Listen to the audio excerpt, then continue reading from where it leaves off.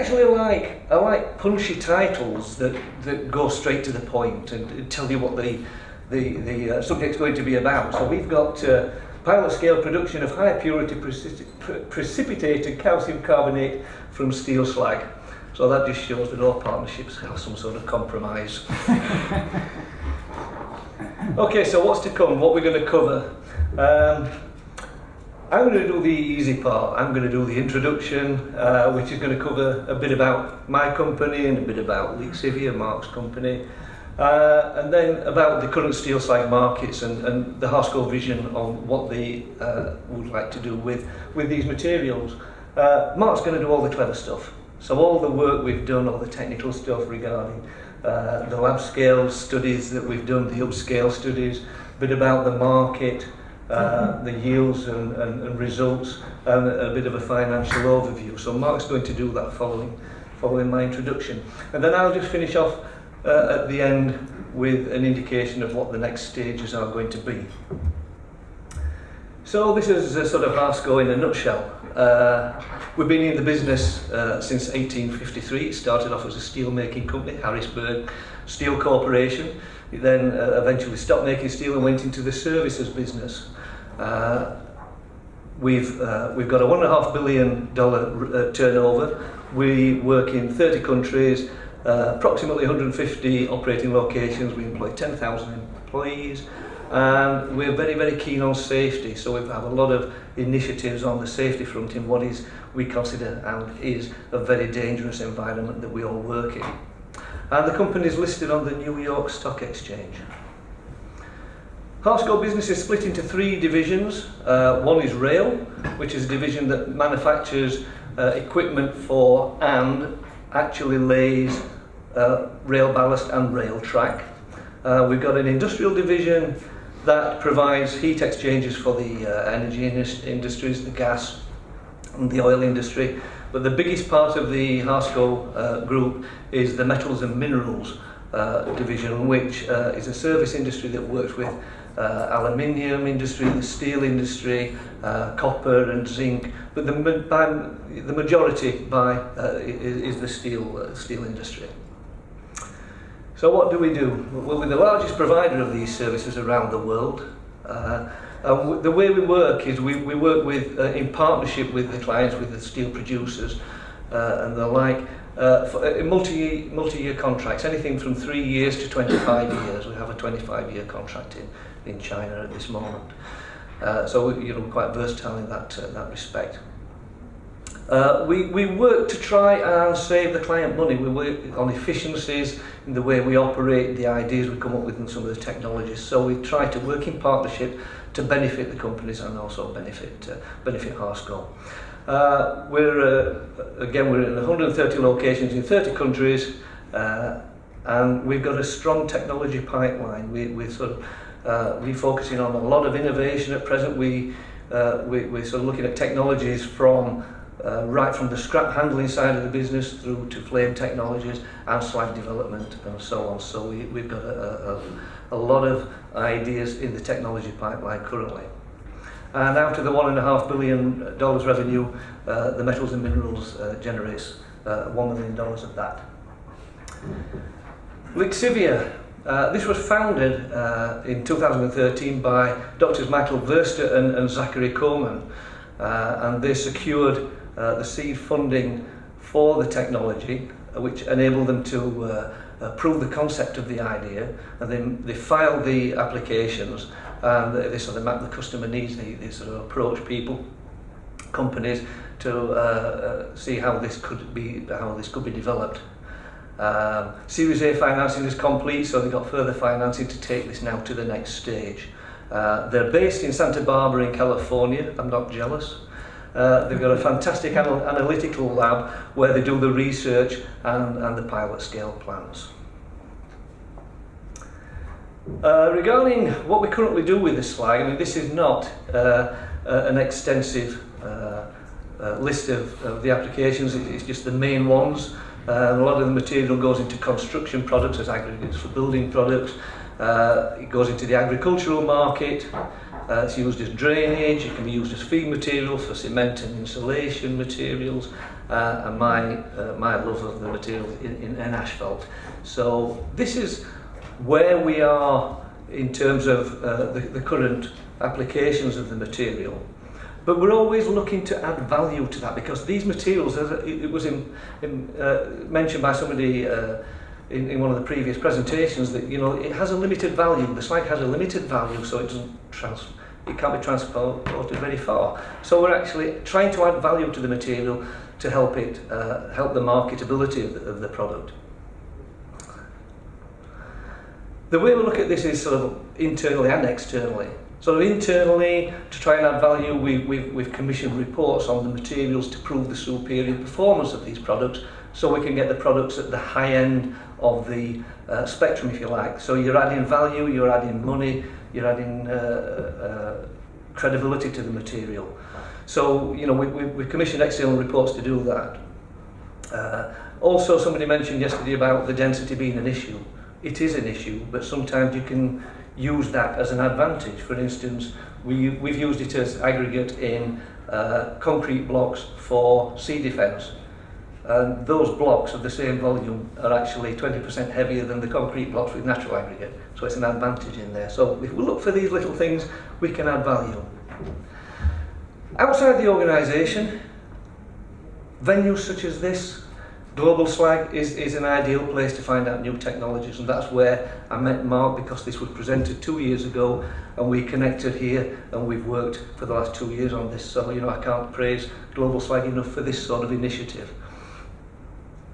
The way we operate sort of technologies in Harsco now, we've got a stage gate approach, and that's to manage the risk, because with new technologies you can start putting a lot of money behind it in terms of millions of dollars, and it can fail.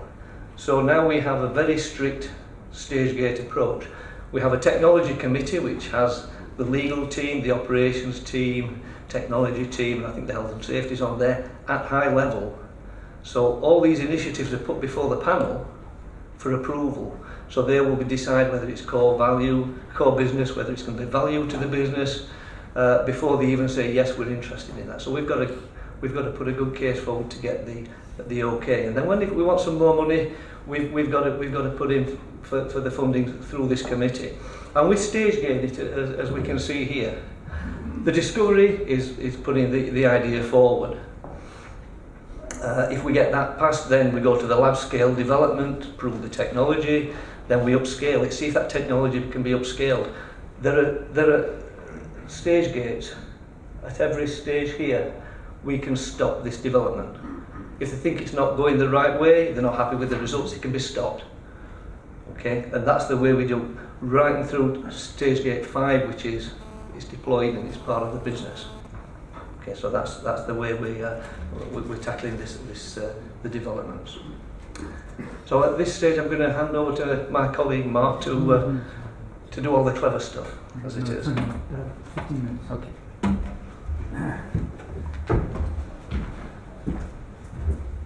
Thanks, Nick.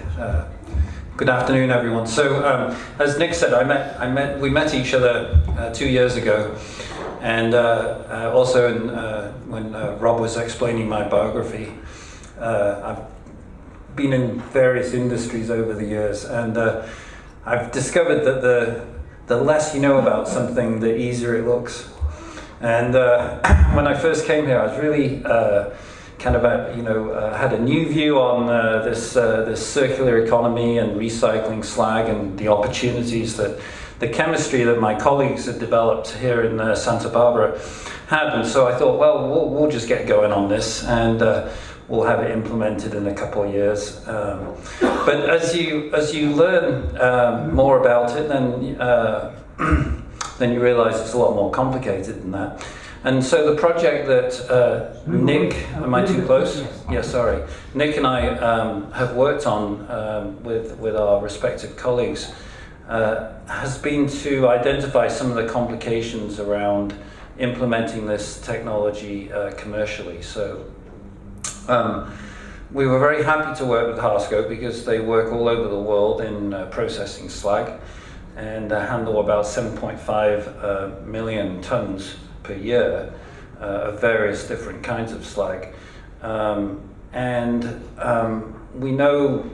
We knew that steel slag was a complex mixture of minerals, and we felt that if we were able to separate out some of those minerals from each other, that we could create very valuable products. So, as an example, calcium carbonate at the highest purity level can sell it up to $2,000 per ton. The market at that quality is relatively small, but the bulk of it is at least 150, with much of it selling between 300 and 500. So if we look at the value of BOF slag, which has the most calcium in it, available calcium, clearly there's a potential for recycling that material into new feedstocks and new supply chains. So Lixivia basically developed a technology to selectively pull out certain minerals. So I'm going to be talking about our ability to pull out calcium today, but we've also looked at different metals like cobalt and copper, nickel, for example. So and some precious metals and rare earths. So our whole focus is this extractive metal and mineral extraction. So we use chemistry, hydrometallurgy to do that, and so we're going to talk a little bit about that in the next 10 or 15 minutes. Well, the project that we put in place with Harsco was to really look at how do we scale this up to a commercial scale. So when we first met, we were working on a lab scale, and this is what I presented 2 years ago. We've since moved up to a pilot scale, and now we're in planning stages for production. In the basic steel making process, then we have some key problems to deal with, and I think Doug presented those in the keynote yesterday. But we have there's a lot of carbon dioxide that's emitted from that process. There's a lot of energy consumption. We have a limited amount of high-value applications for BOF and some other slags. The cost of transportation for slag applications means it has to be used in proximity with the slag source. We've talked about the instability of BOF slag under hydrolytic conditions, which limits its use. I think Doug mentioned that they won't allow you to use it on railroads, even though it's probably perfectly okay to do so. And in some cases, if you have to landfill it or store it, that's expensive. You're sitting on a great resource of calcium, but not just calcium. There's iron embedded in that slag, which if you could enhance the recovery of that, would add value to the steelmaking process. So we wanted to address some of those problems by using our basic technology. So we sort of picture it very simply here.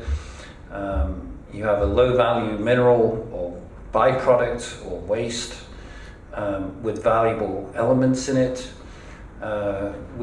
Using a water-based process and selective chemistry, we pull out the components that we want, or we leave the components that we want in the mineral and pull out the stuff we don't want, but normally we're pulling out the stuff we want. And here we see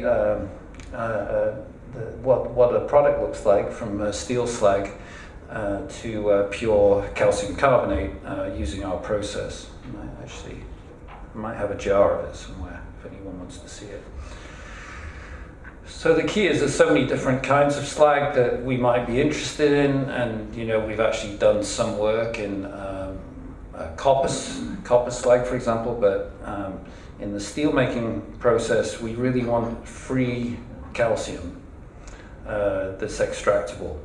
So we focus particularly on converter slag because it's a high volume product and it contains a lot of free calcium, up to 45% in some cases.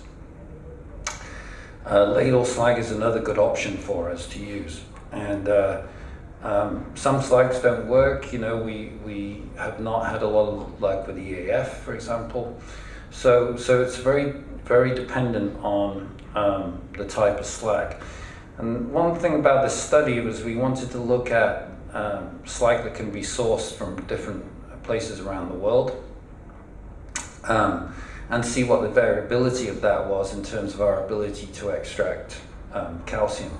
And in fact, you know, how the slag is produced is a big factor on the yield of calcium that we get. But also the way that the slag is stored also has a big impact. And different steel mills treat their slag very differently. Some spray with water right after production, for example.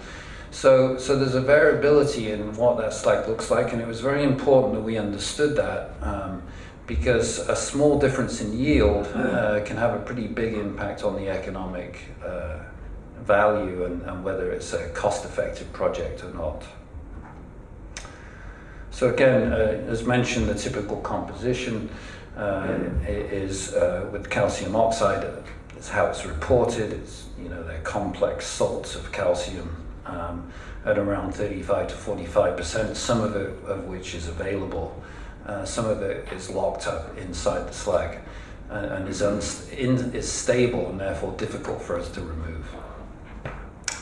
From a thermodynamic point of view, slag is such an interesting product for a chemist because there's so much latent energy tied up in the production of steel that there's a lot of instability in the slag when it first comes out of the production process. So in terms of the chemistry, you know, I'll just talk generically that basically you have the calcium-containing slag, and we add an aqueous mixture of our lixiviant salt, which then produces calcium chloride and frees up the lixiviant. And then in the case of making carbonate, what we'll do is subject the solution to hopefully waste carbon dioxide, which creates carbonic acid, and then that produces calcium carbonate, which is insoluble in water, and it precipitates out as a white powder, which can then be filtered away from the lixiviant solution, which is regenerated.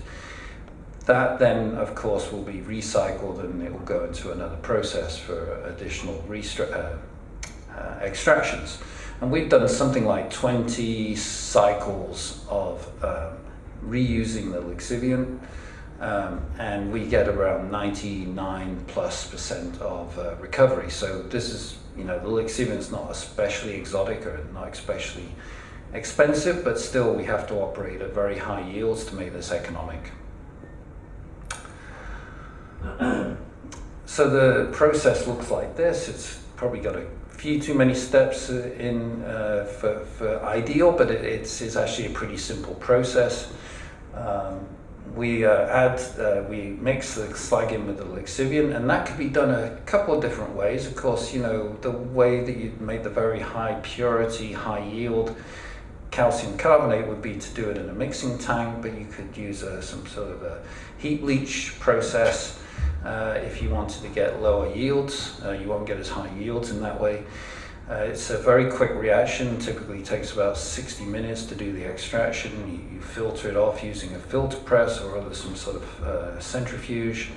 You subject it to carbon dioxide, you get precipitation of PCC.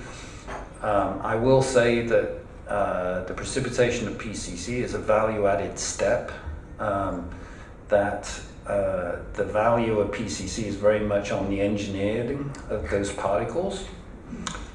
If you make, for example, nano-sized PCC, that might be a $700 product. If you make very bulk amorphous PCC, that's probably more like $150. So controlling that step is an important piece of the story. And here you see our actual reaction taking place on a lab scale. The picture on the left is our technician, Vicky, doing the extraction of the gray slag in the aqueous solution, around 20% solids. The The picture on the right is the PCC that's precipitated out after filtration of the residual slag from the aqueous solution, and then the picture in the middle is the filtered Lixivian solution. And then this picture here shows our pilot plant that we constructed about a year ago. We built it ourselves, so it looks like that. It's a couple of 100-liter mixing tanks. We have a heater on one of them to control the temperature, the crystallization of calcium carbonate. We have a mixer and we have a filter press, and we have some other things in there to enhance the performance of the calcium carbonate, but that's the base of the process, so it's pretty simple. And I won't go into a huge amount of detail on this, but we have a flow chart, and this is one of the things we're working on now, is to engineer that up into a full plant design. It's interesting to watch the pH. It's actually how we understand the reaction. We start off in high pH and add the lixiviant, and then as we add carbon dioxide, the pH drops. What you see is the precipitation of the calcium carbonate at a certain pH, so we know when it's going to happen. This is nice because it gives you very good control over the reaction, and certainly the rate with which the pH drops, temperature, all this kind of factors affect how you engineer the calcium carbonate. So we've looked at a lot of different slags, and Nick and his team were able to get us a whole set of slag samples. And we wanted to look at the yield of different slags, and what we see is a fair variation between them, and typical yields of calcium carbonate on a say a kilogram of slag is typically around between 20 and 30%, but it really depends on the particle size. And what we see, of course, is that this is a surface dependent reaction, so the finer the grind of the slag, the more the extraction occurs. But we also found an interesting phenomenon that if the slag is either ground and then is stored for a long period of time, we actually see a lower yield than if we grind it right before we do the extraction. So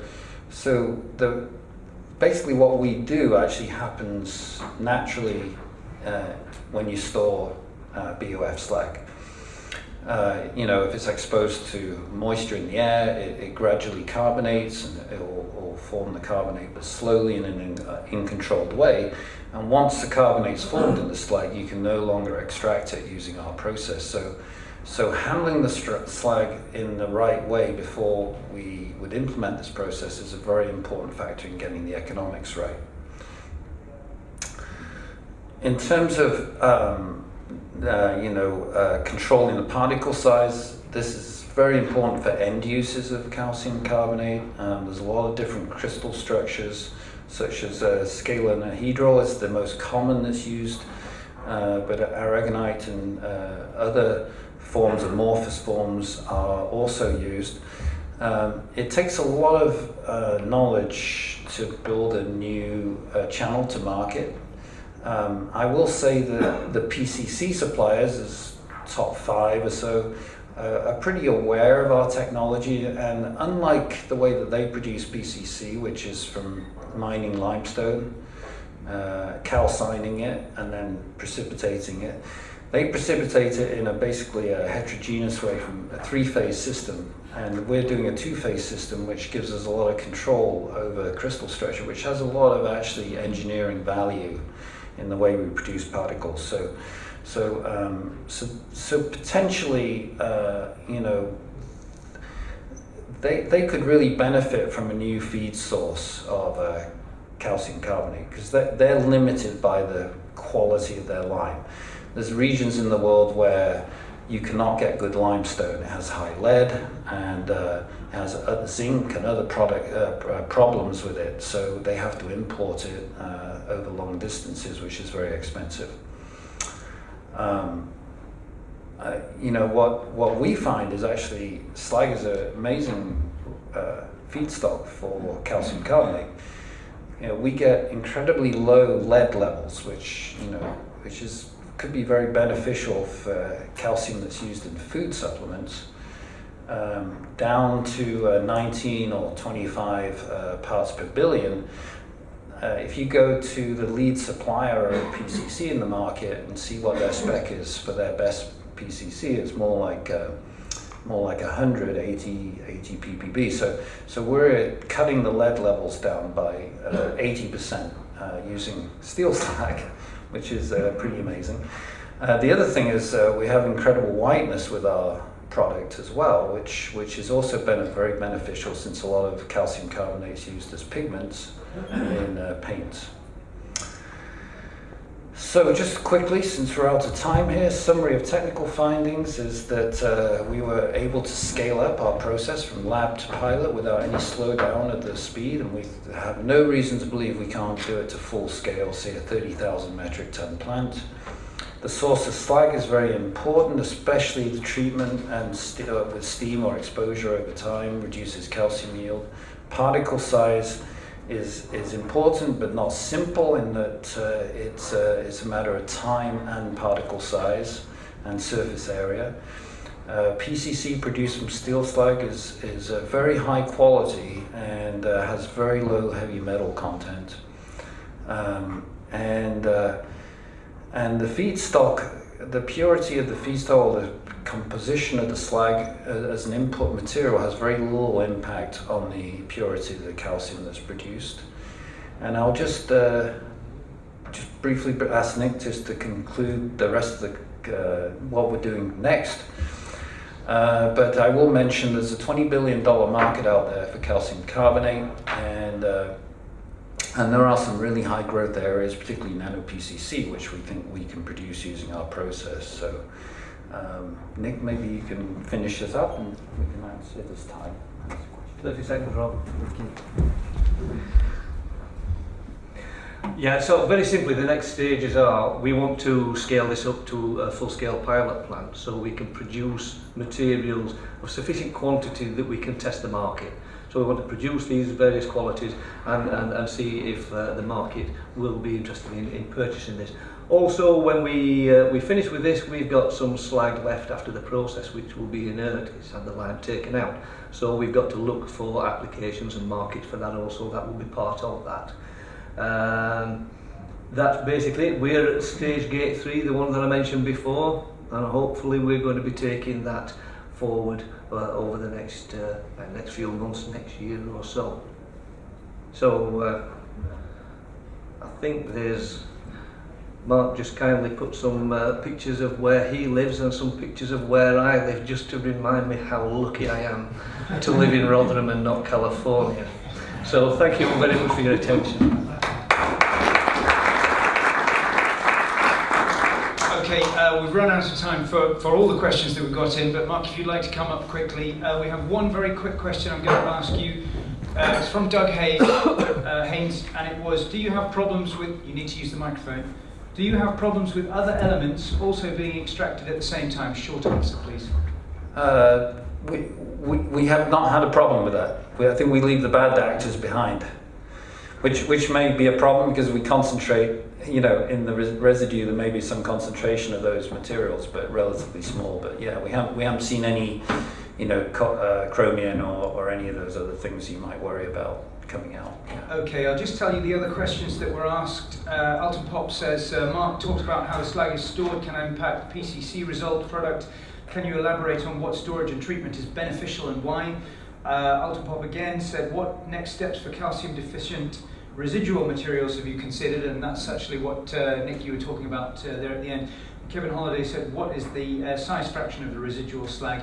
Those, maybe you can discuss that after the end of the program. But unfortunately, we have run out of time. But once again, thank you very much indeed to Mark and Nick. Thank you.